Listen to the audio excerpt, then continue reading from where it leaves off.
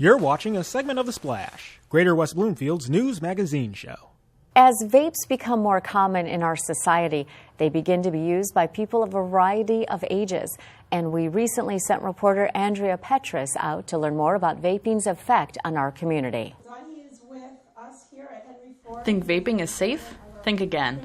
The Greater West Bloomfield Community Coalition teamed up with the Police Department and Henry Ford West Bloomfield to host a panel discussion about the effects of vaping in our community.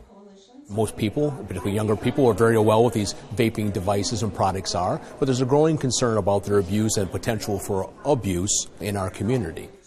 The guest panel, including local law enforcement and medical professionals, shared their expertise on the matter to help the community understand the health risks and legal issues surrounding vaping. Vaping is on the rise. People need to become aware of it. It is highly addictive, whether it's nicotine or marijuana, and education is power. So the more you learn and the more you know, the better informed decisions you can make. Our school resource officer, Detective Katie Rocher, will be on the panel discussion tonight. And again, some of this, the momentum for asking our township officials to amend our ordinance regarding vaping devices came from our school resource officer and from some of our schools because concerns about the proliferation of these kind of devices and their use in the community by minors. Concerned parents and their children filled the hall, and the standing room only crowd came prepared with questions about the epidemic in high schools and the symptoms of abuse.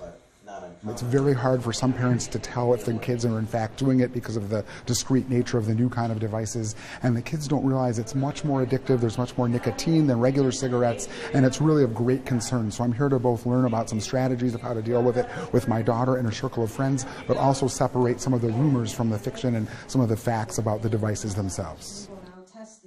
The West Bloomfield Police Department also came prepared with examples of the newer, more sophisticated and discreet devices parents may come across. That's a vape pen, and it looks like a set of keys when it's close. And I think it's a kind of an eye-opener to many people about the concerns and how potent these things, you don't really know what you're getting when you inhale one of these devices, and it's not well regulated. The FDA is starting to take more of an active role in regulating these devices and concerning about, because they're wild proliferation. Like 5 years ago, you barely heard of these things, and now you hear about them all the time.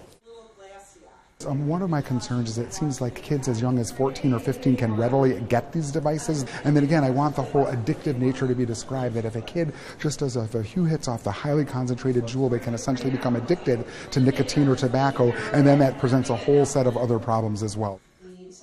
All of my life, we've had this issue about trying to get people to quit smoking. And though there's people that advocate that, well, this is a better way to smoke, if you will, or to use nicotine, it still has some downfalls to it. So that's why these presentations are important, because I think most parents, and particularly young people, will find it very informative. Community members, if they join their local drug prevention coalition or at least sign up for emails, then they'll be aware of programs like this in the community that they can attend. Even if there isn't a program in their own community, it's likely that there's a program similar to it in a neighboring community. Reporting for The Splash, I'm Andrea Petres. And for more information, feel free to stop by our website at civiccentertv.com/vaping.